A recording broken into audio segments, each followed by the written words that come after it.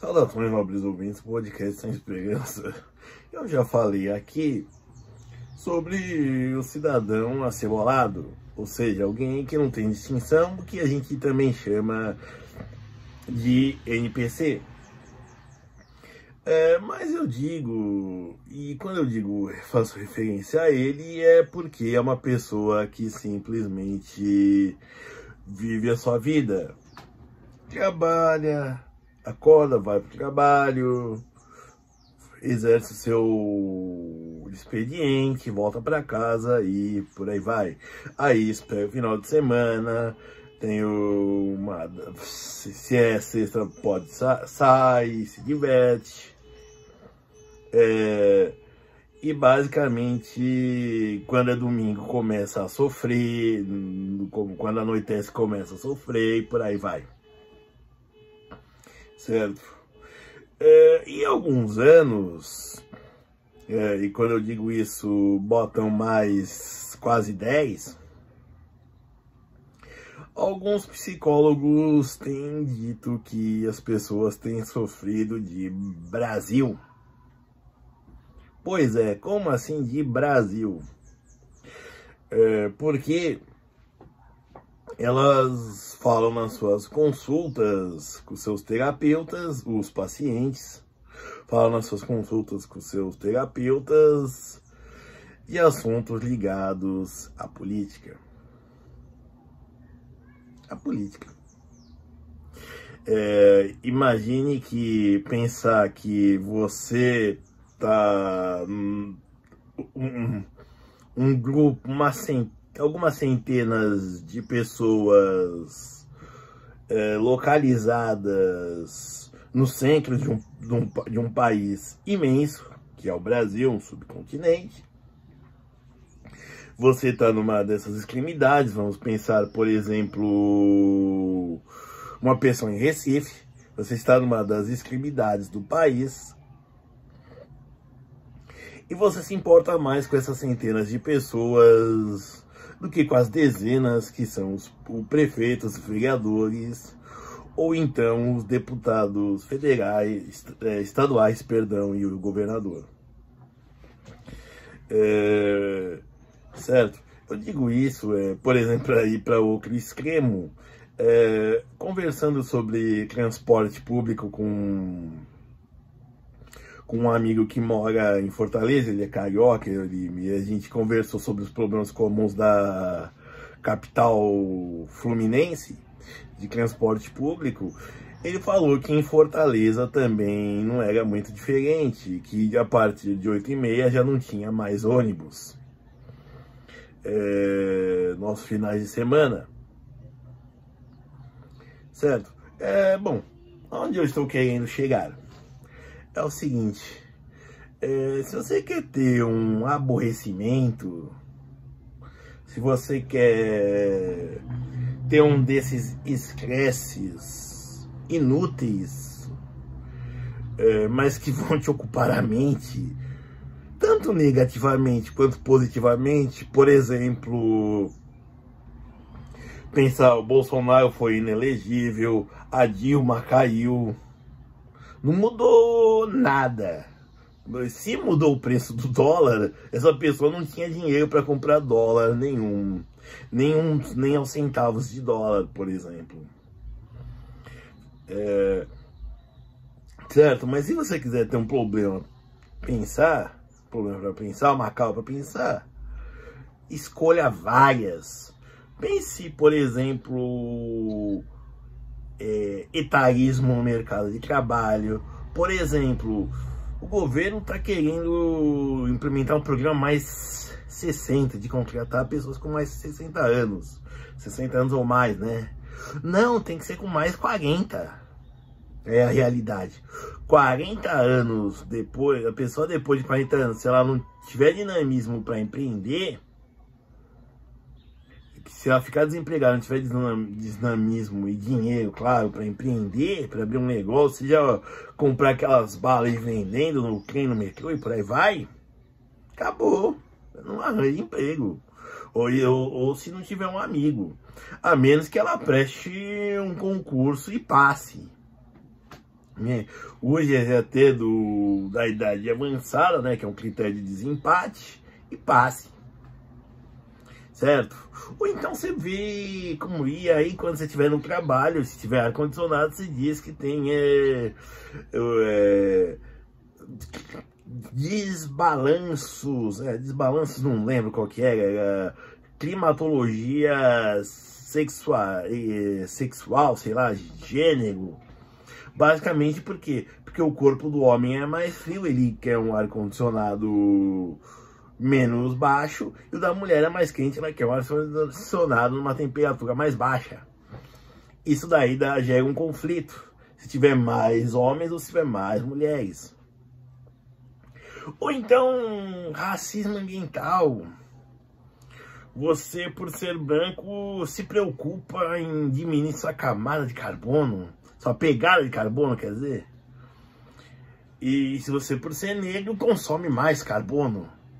Ou então arruma um jeito de vender seu crédito de carbono para um branco compensar. Tem muitos modos de você fazer isso. Arrumar dores de cabeça para você pensar. Você pensar no lixo que você produz.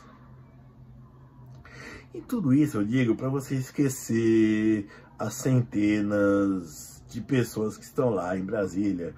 Quando eu digo essas centenas, são os deputados, os senadores, o presidente, o vice e seus ministros, até o STF, que por incrível que pareça, manda mais do que tudo. Certo? Eu digo isso que é para você não criar uma úlcera, assim, digamos assim, no seu estômago, daquelas que fervem, assim, aí que causam náuseas horríveis, vômitos enormes, assim, asquerosos, assim, com sangue, certo? De tão fermentado aquele ácido dentro do seu estômago está, certo? Porque senão você vai... Ou então, muito pelo contrário, se engaje, assista a TV Câmara. Aí você vai descobrir porque há motivos para existir CPIs, certo? Você vai ver que os debates não estão interessantes,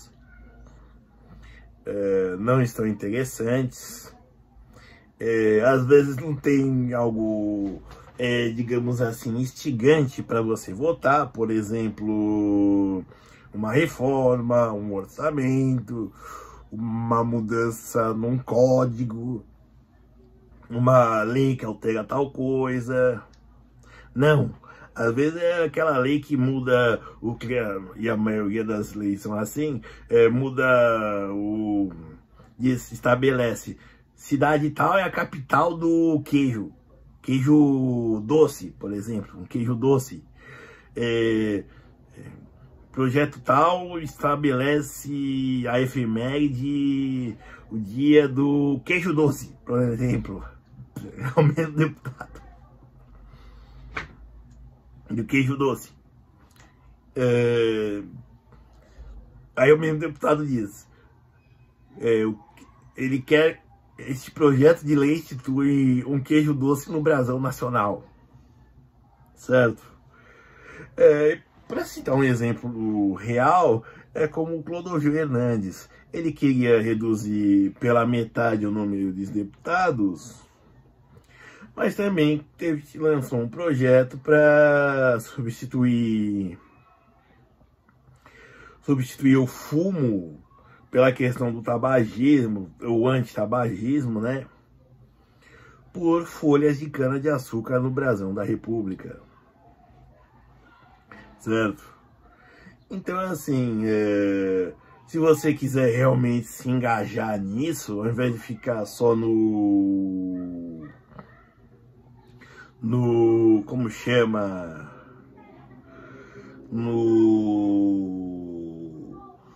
Na discussão, assim, de redes sociais, se você quiser se engajar nas centenas de Brasília, nos centuriões de Brasília, seja assim, Vá lá, olhe, mas olhe tudo, entendeu? E aí você talvez valorize os historiadores. Porque em meio a essa bobagem toda, eu digo essa bobagem que afeta, que até gera gasto público, você vai ver que eles pegam o que é importante e te explicam depois, certo? Não confie em jornalistas e nem sociólogos, certo? Primeiro porque normalmente um é o outro, né? Jornalistas porque eles são seres espalhafatosos. É como você dar uma coisa pequena, digamos que um galho, a árvore caiu na Amazônia e um pavão vai noticiar. Ele vai lá e abre aquele leque assim e vai mostrar, dizendo: olha, a árvore caiu na Amazônia. E um sociólogo, porque basicamente ele vai tratar de um modo jornalístico, parecendo historiográfico, certo? Ele pode encher de dados que não querem dizer nada, ou querem dizer exatamente confundir para confundir, né? Entretanto, é basicamente bobagens, certo? Não é bobagem, mas basicamente ele também quer te dizer uma coisa e não quer, e quer que você tire as conclusões que ele permite você tirar. Bom, enfim, para terminar, é isso.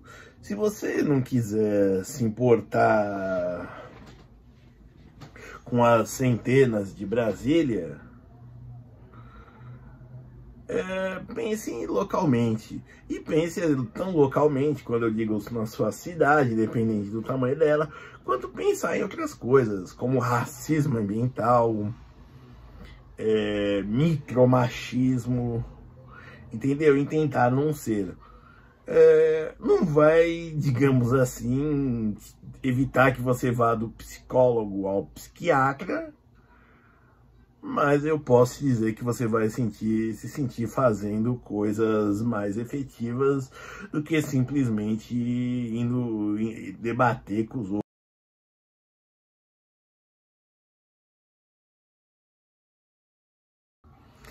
Debater com os outros, encher o saco dos outros.